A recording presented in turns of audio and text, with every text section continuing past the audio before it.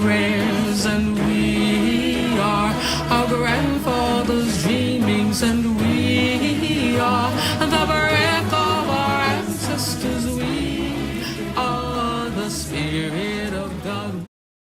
Good morning, folks. Welcome to Sunday Morning Announcements with, once again, the Kathy Gray Avatar. If you're with us on Facebook or YouTube, please subscribe to get notifications when we have new videos. If you're with us on Zoom, drop us a hi in the chat. We'd love to say hello back. And if this is your first visit, go ahead and sign the guest book, either in the lobby or online at oakcliffuu.org/guest. Today, our special guest in the pulpit is author and veteran civil rights activist Ernest McMillan with Upon the Shoulders of the Ancestors, Looking to the Pathways Ahead. We hope you can stick around after the service for Talkback, where we gather in a circle and discuss the sermon and related topics. At the same time as Talkback, we have Adult Religious Exploration with Sarah Rickey in the Charity Building, in person and on Zoom. Just after Talkback and Adult RE, at 12:15, our White Accountability Group meets in the Hope Common Room and online. Today we'll take a look at progress on the Microaggression Toolkit. Then there's a worship ministry meeting at 2 p.m. Anyone who's willing to help us plan worship services or see what goes into planning them is encouraged to attend. Looking toward this week, our Widening the Circle of Concern group will not be meeting this Monday. It will return on June 26th. Please note that we are still looking for a representative from the congregation for the new Diversity, Equity, and Inclusion team. The deadline is tomorrow. Teamwork Tuesday will meet from 4 to 6 p.m. this Tuesday to continue to spiff up our campus. Yes, activities will depend on the weather, but there's always a lot to do. On Thursday, our Social Justice Ministry Reading Group will meet at 7:30 p.m. on Zoom. The current book selection is the Anti-Racism Handbook. More information on all this can be found in the weekly e-blast. If you're not receiving the e-blast, just sign up at oakcliffuu.org/e-news. Speaking of the e-blast, you'll also find another plea for help with Sunday morning coffee. If you'd like to volunteer, please contact Rita at admin@oakcliffuu.org. And speaking of needing help, who would like to be the voice of the church for a few minutes on a Sunday morning? You've seen Jocelyn several times, Eric a few times, and me more than a few times. We want to share the fun. This could be you. We provide the script and avatar. You provide the voice. See Kathy or Scott at church or email communications@oakcliffuu.org. Okay, last but not least, we have a member birthday to recognize.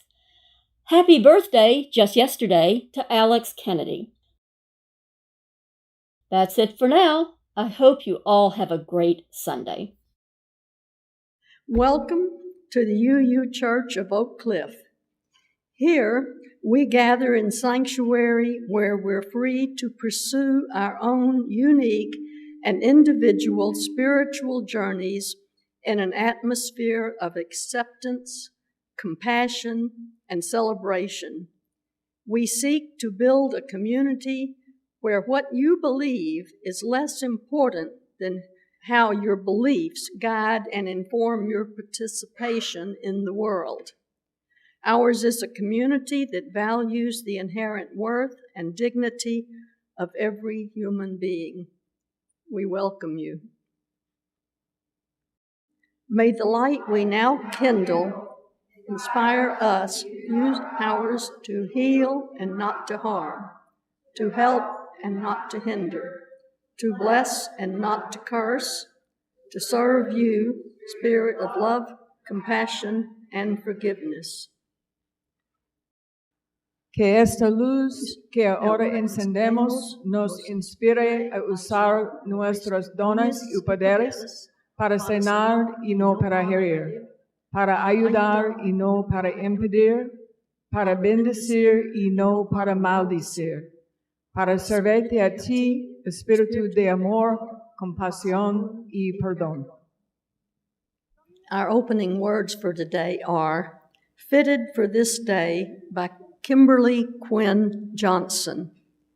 We are the ones we have been waiting for. We are not perfect, but we are perfectly fitted for this day. We are not without fault, but we can be honest to face our past as we chart a new future. We are the ones we have been waiting for. May we be bold and courageous to chart that new future. May we have faith in a future that is not known. We are the ones we have been waiting for.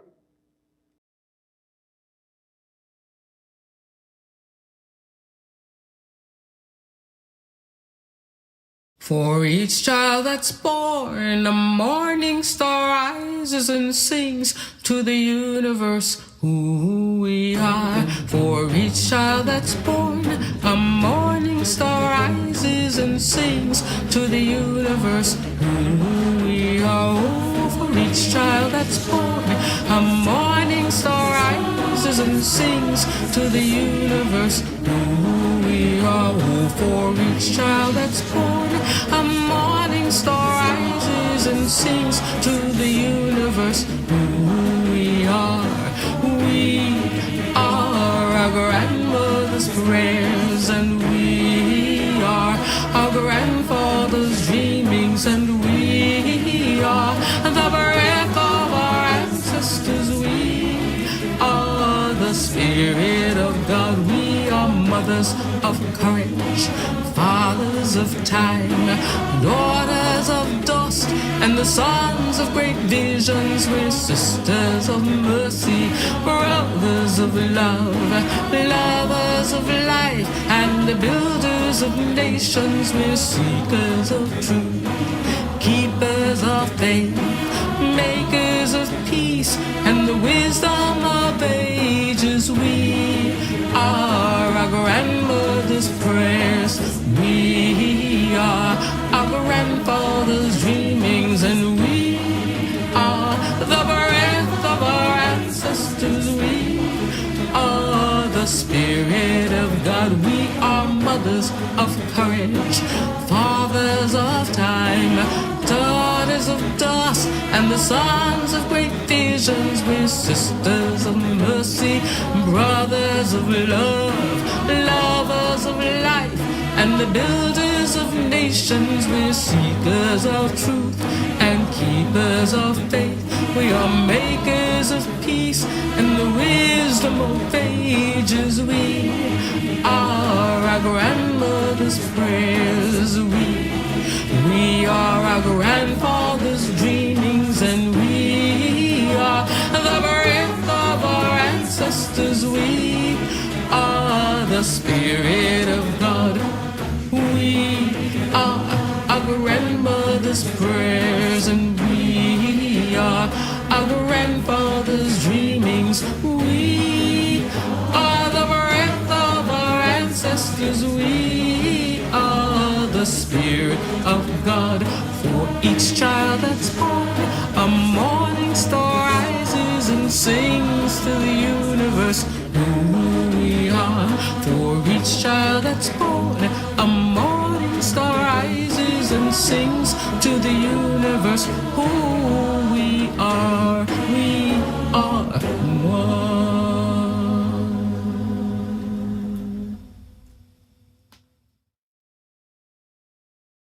In our community, we make time each week to share pieces of our lives with one another, our joys and our sorrows. We do this because each person in this community has value. Each person's experience matters. We share our sorrow with one another today, knowing that sorrow comes into each person's life, knowing that together we offer comfort. Please share your sorrows publicly in this room in a minute, or by posting them in the Zoom chat, or send them to our Facebook Messenger, or speak them aloud.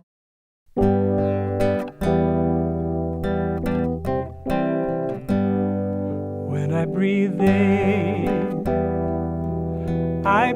in peace. When I breathe out love. When I breathe in peace. When I breathe out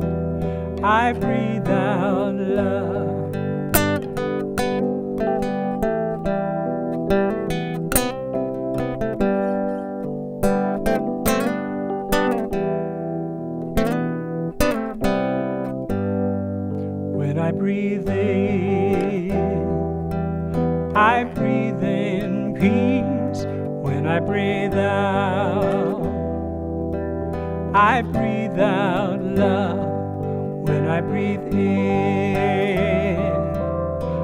breathe in peace.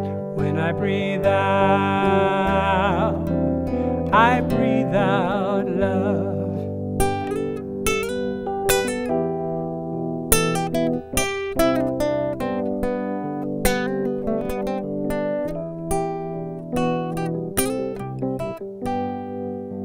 When I breathe in peace. When I breathe out love. When I breathe in peace. When I breathe out love.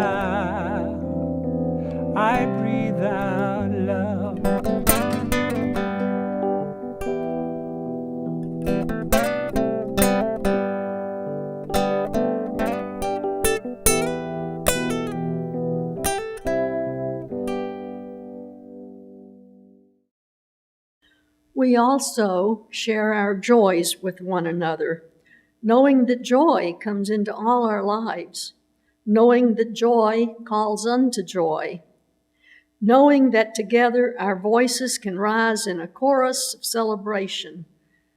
Please share your joys publicly by posting them to the Zoom chat or send them to our Facebook Messenger or speak them aloud. Because we love one another, we honor each individual's spiritual journey. We celebrate life's abundance in service to each other, our community, and the world. We connect with each other in love, respect, and acceptance. Thus do we covenant together. And now in Spanish. Porque nos amamos uno al otro.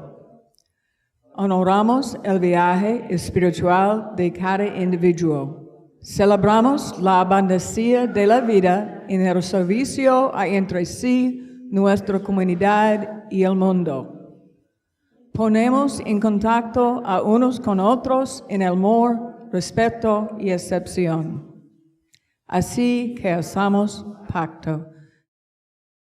I'm not in the order of service, but it is my great honor and awe, and with great humility, to introduce our speaker for today, Mr. Ernest McMillan.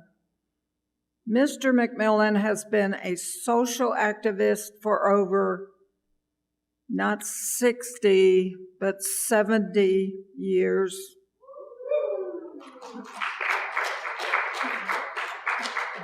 Beginning in the 50s, he has been on the front lines of social action as a helper, an advocate, a change agent, and a rebel in his fight for social justice. His story is a virtual who's who in the arena of social injustice and injustices around the world, and particularly here in his hometown of Dallas. His formal education includes studies of history, government, and political science. He has been a manager, organizer, founder, coordinator, curator, senior advisor, and author. He currently resides in Albuquerque, New Mexico. I regret that his book, Standing, will not be available for another couple of months. It will be on our social justice reading list. Please help me welcome Mr. Ernest McMillan.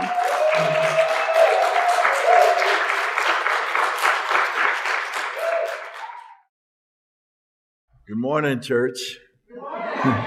This is a beautiful space here. I'm happy to be with you today. In fact, I have a dear friend about my age who says, it's good to be anywhere today. And I'll join in celebrating that. But I just want to start by saying I'm just loving this space that we're in. I join you. This is your first visit here. Yeah, and so this thing is a magnet. It's also opening doors, spirit, and it helps me relax and be comfortable. From the moment I walked in the door and I was embraced by folks and I got to hug and meet and rekindle some ties with briefly, break some bread together and pay a visit to the water room and get back out here. But I'm just delighted to be among you today. I want to thank Bobby for the very generous words. Wow, I need to find a way to put that in my resume. She did a remarkable job. Thank you. And I want to thank especially for Mavis for inviting me and extending an invitation for me to be here and following up and reminding me and also helping me to be around tomorrow. Where I'll be meeting with the Dallas Peace and Justice Center at La Madeleine, I believe on Northwest Highway. Okay. Okay, Mockingbird. Okay. And also, there'll be a bruncheon occasion, so let's get together, break some more bread together, and get to rekindle some ties and make new friends as well. Thank you for expressing the joy for me being here. Thank you so much for your spirit. I love the spirit of this place. Thank you for what you're facilitating and help encourage. I just looking at your courses of activity from building teams together to studying social justice ministry. Oh man, it's awesome. I wish we could have more churches involved with doing these kind of beloved community attempts and efforts and piloting. So I just want to say, keep up the good work. Keep on keeping on. I would like to know more about the DEI initiative that you're hosting here. And, Texas and Florida are running neck and neck for being destructors of democracy and fueling fuel for fascism on a local state level. That's kind of happening all around the world.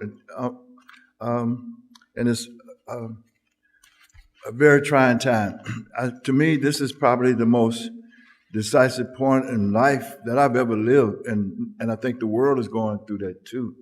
The ice is melting. The ice is melting. The oceans are rising. Democracy has been seriously challenged, and maybe even more than saying challenged, but threatened is the word. Not here just locally in this democracy that's still to be a more perfect union, but also around the world. So these are some awesome times. I'm encouraged by what I'm seeing today in many ways. I take refuge in knowing that there are young people who are putting their hearts and soul into exploring, investigating, and looking forward to building new relations. I was heartened by what happened in the 2020s with seeming like a worldwide response to police brutality, with over 10 million people involved in marches and demonstrations, 500 cities in this country alone and around the world. And I want to see how we can sustain that effort, how we can expand it, how can we become more effective and not only raising our voices, but carrying out our deeds.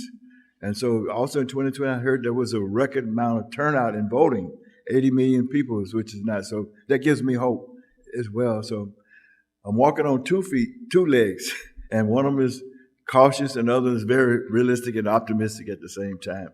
So I want to thank you again for bringing me here.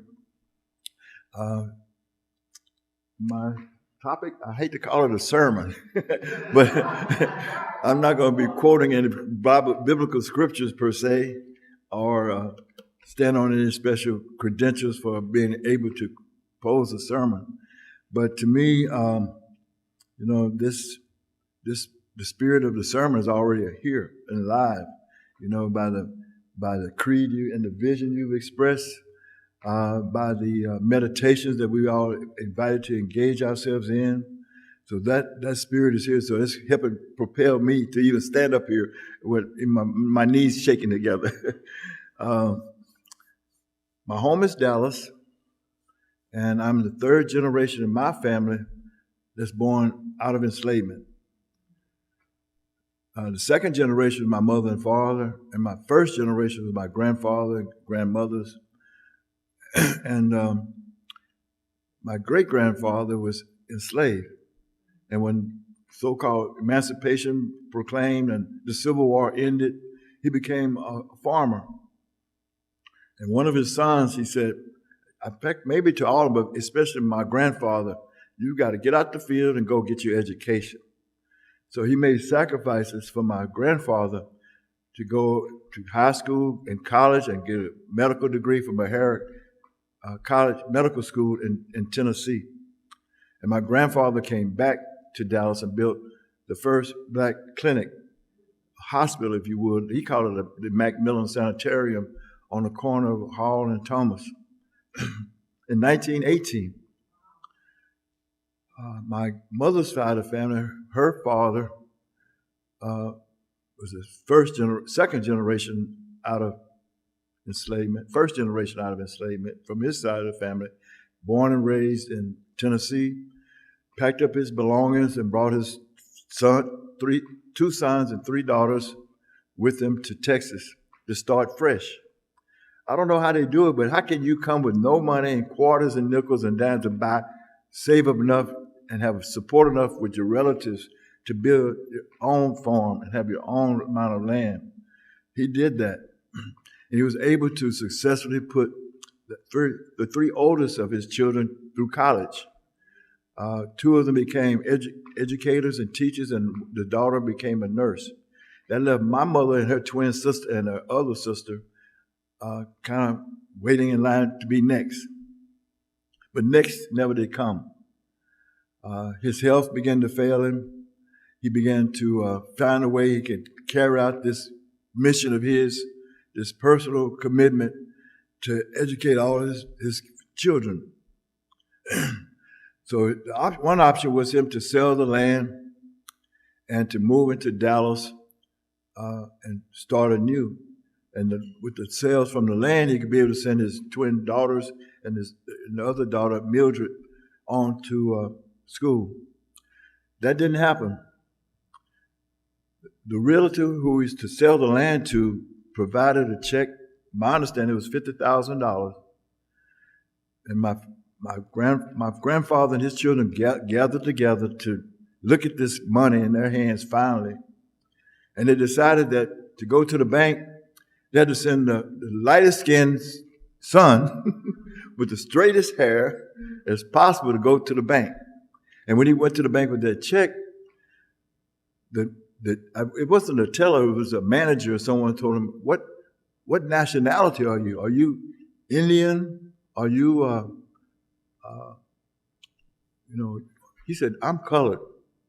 She looked at the check, she looked at him, she said, no nigger deserves this kind of money, and tore up the check.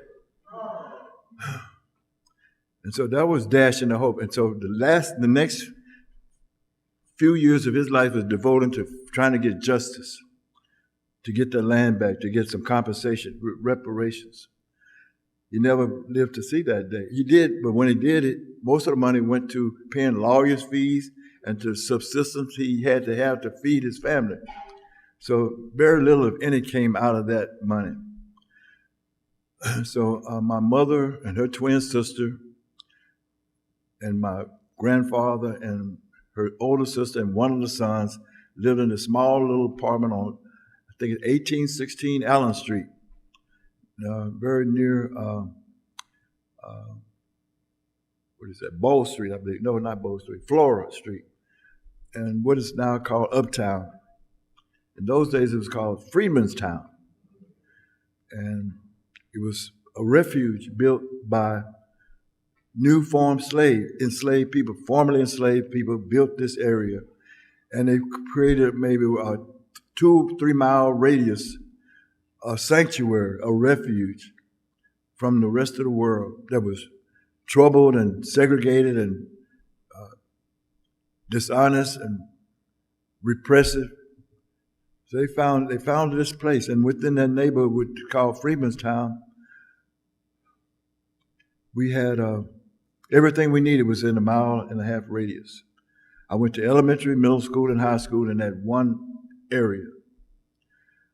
My church was across the street from my high school, Booker T. Washington Technical High School. The church was St. Paul United Methodist Church. The principal of my high school was Dr. J. Leslie Patton. The minister of my church was Reverend I.B. Loud, and he was loud. But he had a clear message that's stirring and uplifting. The principal of my school founded the first Negro history program in the state of Texas. At Booker T. Washington, we had a curriculum, and we had leaders and family that you had PhDs, master degrees, professional teachers in one neighborhood. We had our grocery stores, our churches, our hospitals, the clinic my grandfather built, hotels, barbershops, parks, swimming pool, library, all within this area, everything we needed. So I grew up with a sense of security. I grew up with a sense of support that I had from my neighbors. Sometimes it was kind of hostile because I couldn't do any wrong. It would get reported to my family. If I was trying to skip school or I was messing around on the streets or whatever, it would be known by my parents before I got home. So that was a kind of intact, holistic type community we had then. And so I'm standing on those shoulders, today, and I can see a little clearer because of what they did. And what they are doing, and their spirit has guided me as my ancestors as well. So there's a particular choreography of African American history that I want to share with you.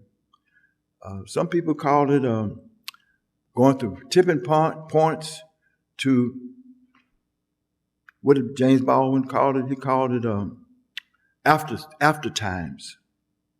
So it was one step forward, 2 or 3 steps back throughout, from the founding of this country and before up until today. I don't know how much time, I can't really go into all of it, but you can imagine in the American Revolutionary War, a war against colonialism, it would be easy for black people to fight against that rule, but the people who wrote the Declaration of Independence and wrote the U.S. Constitution, majority were slave owners. So you had 25,000 black men fighting in the War of Revolution against Britain. 5,000 of those 25,000 fought on the side of the United States colonies, the 13 colonies. 20,000 fought on the side of the British. Why was that?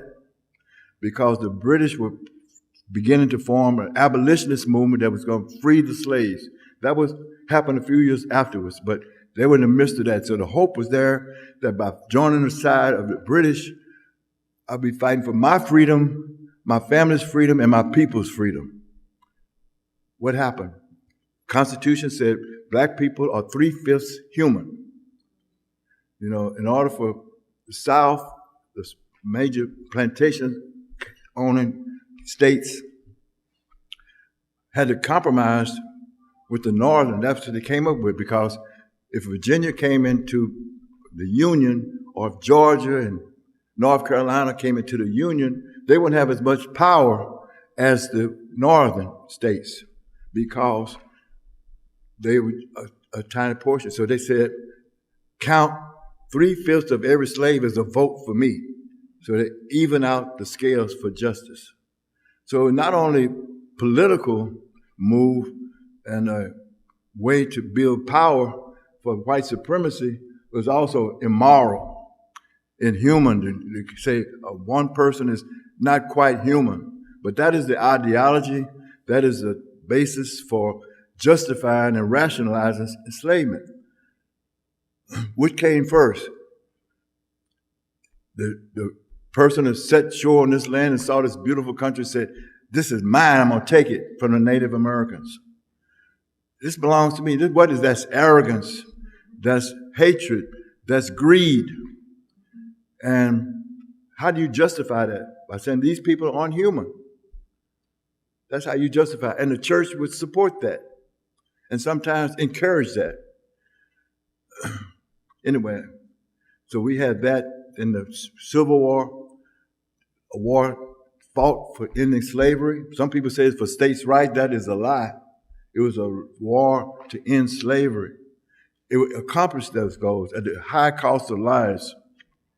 The turning point was Emancipation Proclamation, where slaves could now join and fight on the side of the right because they were technically free. We didn't get that message for 2 years later in Texas. So that was one of the ways the war began to turn the tides on the side of the North, because the Southern Confederate armies had gotten very close to Washington, D.C., and I think at one point Abraham Lincoln was shot through his cap from battle. I think it's Antietam. I may be mispronouncing that. So that's how close it got at one time. And so this war was victorious for the North. Reconstruction was called for.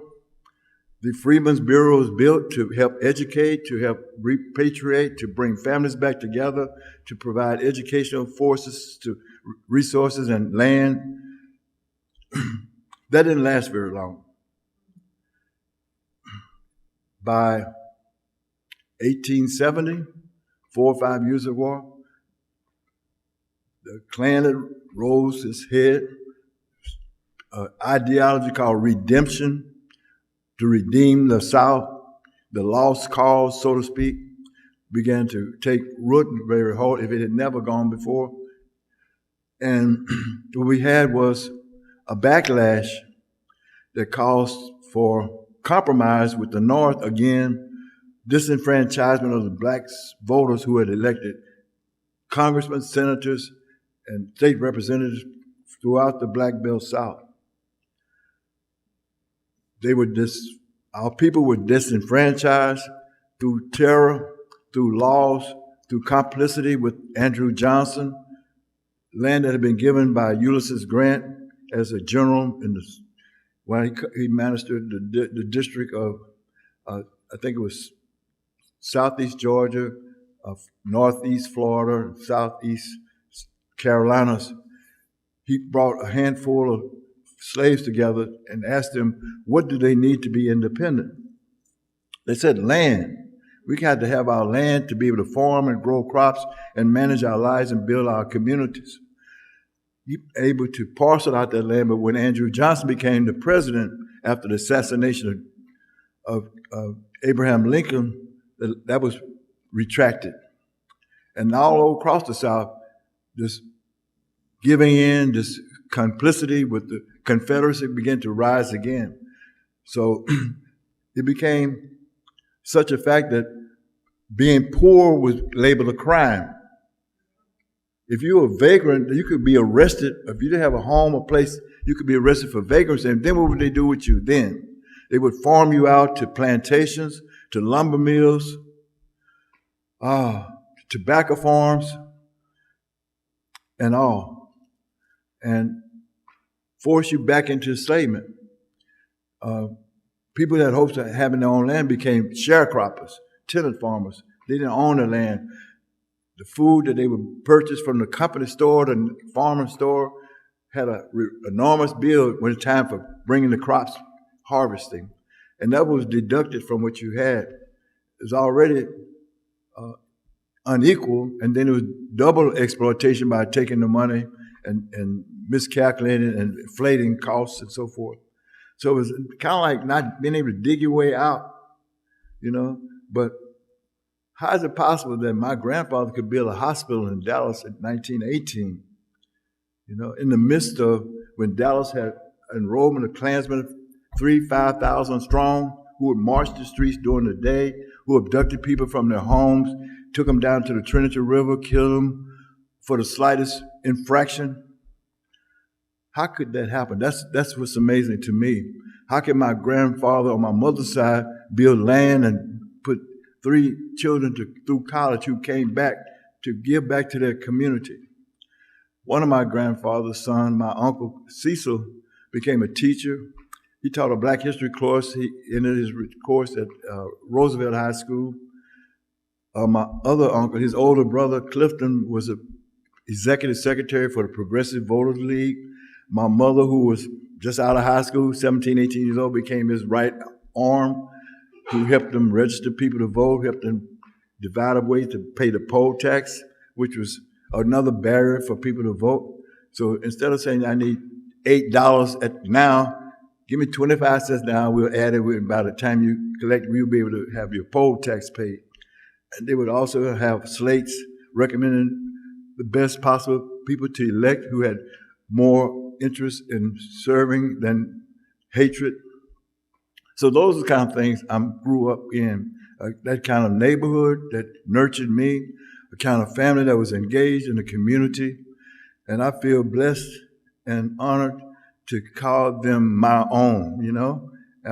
So despite all the few steps forward, a few steps now, I feel this is my last campaign. And my campaign is overarching focus is helping to be the wind beneath the wings of our young people today, to provide support for new youth leadership, to help mentor as possible, to listen to what they have to say, to reflect on those things, provide funding, all resources we can to encourage and help them sustain their efforts, and also to be more effective in what they're doing. I'm encouraged because in the last 2 days I've been involved with a week-long study and operation with a group called Young Leaders, Strong City.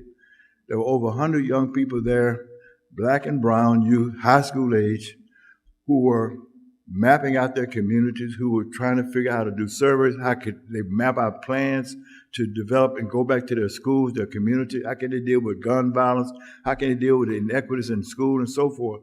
Each of these 125 youth divided itself maybe to 11, 12 groups. Each one of them had a commitment and a plan to go back into their schools, go back into their communities to work.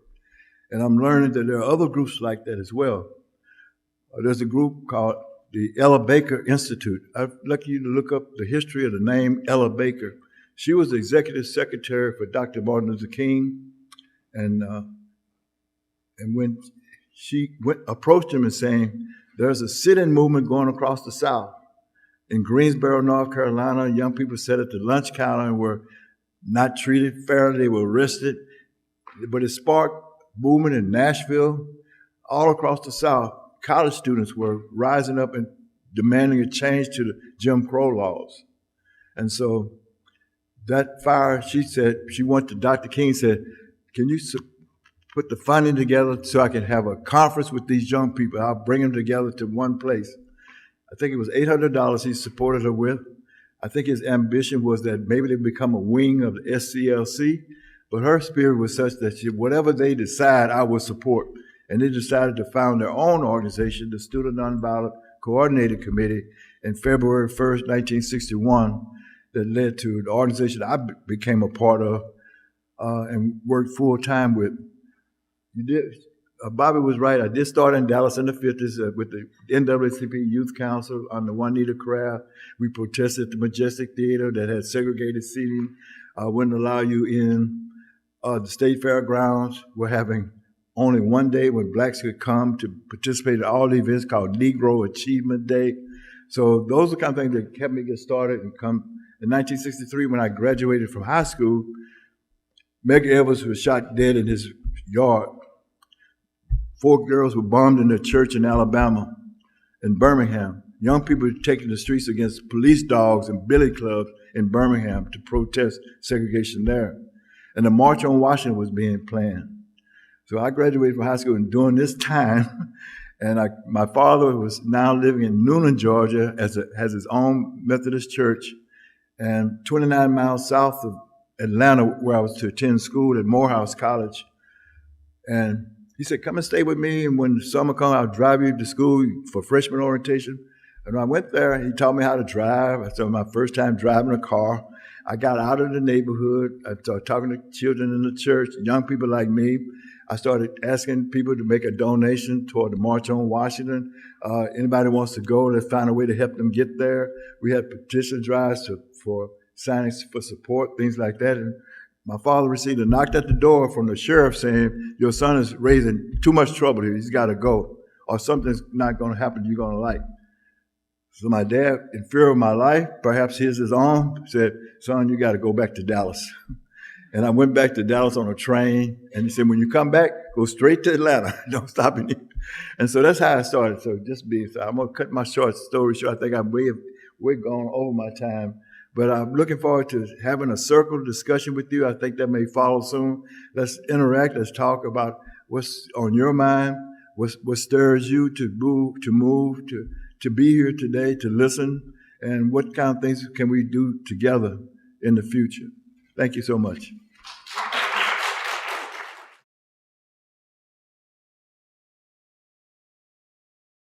Hello, UU family. I'm going to sing a song with you called Shine on Me. It's an amazing spiritual that anybody can sing. And in these days when the things that we're dealing with, the feeling separate and all of that, and things seem so hard, this is one of those songs that you just throw your head back, put it in your medicine kit. All you have to do is ask. And here's how it goes. Shine on me, oh shine on me. Let the light from the lighthouse shine on me, oh shine on me, yes, shine on me. Let the light from the lighthouse shine on me.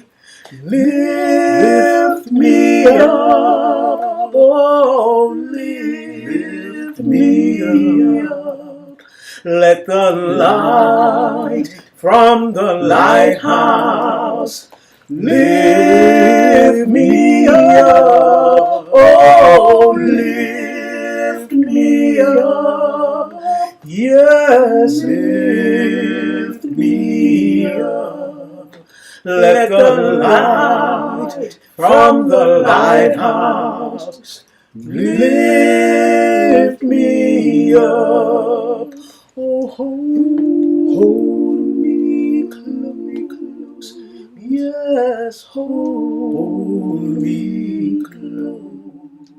Let the light from the lighthouse hold me close. Yes, hold me close. So hold me close. Let the light from the lighthouse, please, hold me close.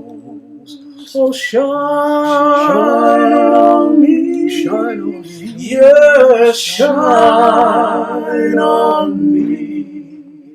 Let the light from the lighthouse shine on me, oh, shine on me, yes, shine on me. Let the light from the lighthouse shine on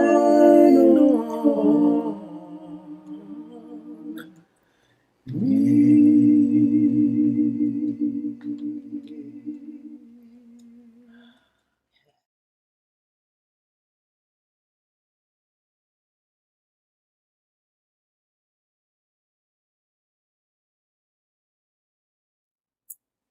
All you have to do is just ask. The light is always there. Always. Always. Always. Join me in reciting the Widening the Circle of Concern covenant. We, the Unitarian Universalist Church of Oak Cliff, commit ourselves to the study and dismantling of racism and oppression within our congregation. We commit our congregation and ourselves to the work of anti-racism and anti-oppression. We commit ourselves to listening, to learning, and to action. When we fail, we commit ourselves to trying again and again. We covenant to begin this work and to continue until all of us can truly say that we are a beloved community of justice, equity, and compassion. Thank you. Good morning, y'all. All right, I'm Sherry Randall, bringing you this Widening Moment reading, which was written by Alondria Williams. Alondria passed away unexpectedly in 2020. They were a powerhouse of the UUA. I don't know if our religious tradition has saints, but everything I have read about them and their many contributions to UUism, I think Alondria would definitely be a candidate. So, Alondria, who was affectionately known as E, wrote this piece that I'm going to share with you now. Honoring our ancestors. There's Alondria. The history and legacy of Unitarian Universalism are shaped by the ancestors in our congregation. Alondria says, I came as a fourth grader to my congregation, the Tennessee Valley Unitarian Universalist Church in Knoxville, Tennessee, TVUUC. That community helped bring me into social justice struggles in the world around me and inside the UUA, the Unitarian Universalist Association, our national level organization. My church opened so many doors because they held young people in high esteem and encouraged our leadership in the church and community. My religious education teachers, friends, parents, and spirit aunts and uncles were and still are community leaders in everything from nuclear disarmament to the anti-racism, anti-oppression issues. They have been my inspiration as I work to support others who are called by their faith to change hearts, minds, and communities. E wrote, my church changed forever on July 27, 2008, when an armed man came into the sanctuary and killed 2 UU leaders, one a member of TVUUC and the other a member of Westside Church. This rocked our church to its core. When I first heard about it, I didn't know who had been killed. My mom, my friends and their parents, or others who had nurtured me my entire life. I realized something that day that has stayed with me ever since. No matter what issues I have with other Unitarian Universalists regarding our visions of God, Spirit, justice, race, and age, at the root of everything is community, love, and faith. That day, something larger than our individual beliefs rose up in my mind. I thought of the principles, values, and family that are the connective tissue of our faith community and that held us weeks after the shooting, 6 months later on our 60th anniversary, and still today. We are part of the connective tissue that holds the legacy and future of our faith. We are the children of freedom fighters, visionaries, and radical liberal theologians. We are the phoenix rising out of the ashes of the McCarthy era and the civil rights, women's, and queer liberation movements. We are the survivors and beneficiaries of youth-led and youth-focused beliefs and programming that encouraged us to be change makers, boundary pushers, and institutionalists at the same time. We are and will be the ministers, religious educators, congregational presidents, organizers, and social change leaders our faith has led us to be. We wear our faith as tattoos on our bodies and in our hearts as testaments to the blood, tears, dreams, and inspirations of our community, ancestors, and elders. Thank you, Eve, for the work you did. We have come to the part of our service where we pass the basket. Well, if you are contributing cash here in the sanctuary towards your pledge, please write your name on the envelope, which you'll find in the basket. You can text a donation to 214-225-5996, or for more options, see oakcliffuu.org/donate.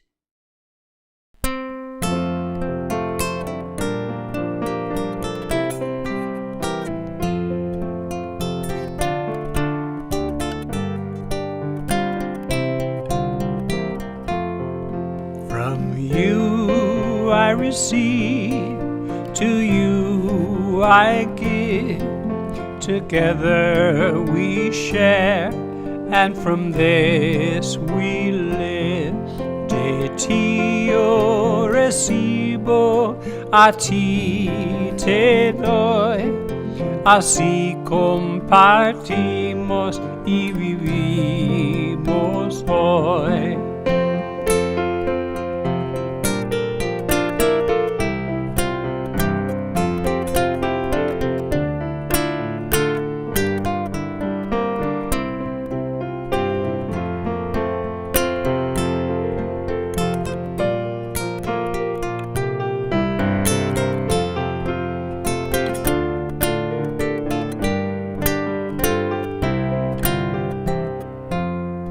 From you I receive, to you I give. Together we share, and from this we live. De ti yo recibo, a ti te doy. Así compartimos y vivimos hoy. Our closing words for the day, written by Roddy Bell Shelton Biggs, Dancing in the Shadows. You will find me there, dancing in the shadows. You will find me there, where light meets the dark. You will find me there, dancing, dancing in the shadows. Shadows of lives past lived, shadows of pain held near. You will find me there, dancing in the shadows. Shadows of ancestors dear. Yes, you will find me there, dancing, dancing, dancing in the shadows.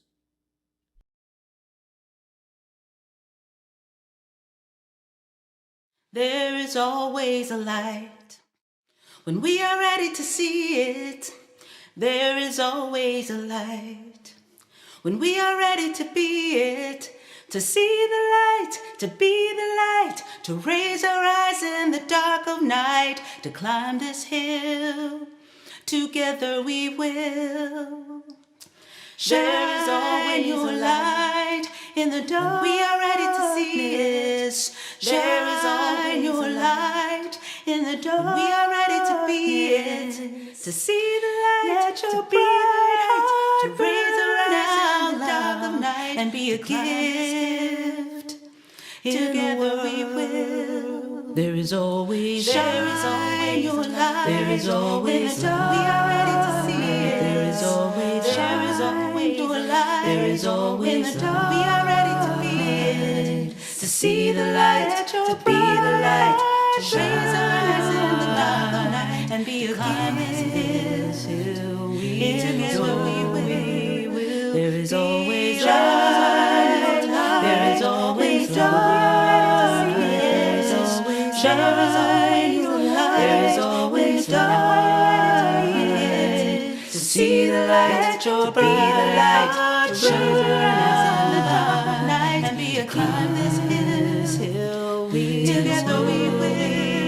There is always shine your light. There is always shine. There is always shine your light. There is always shine. Be the light.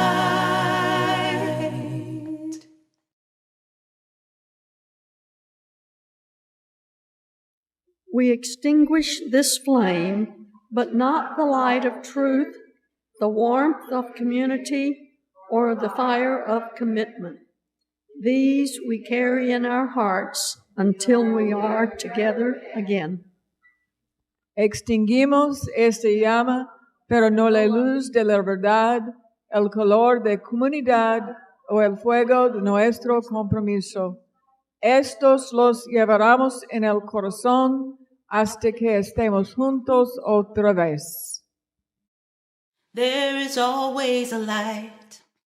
When we are ready to see it, there is always a light.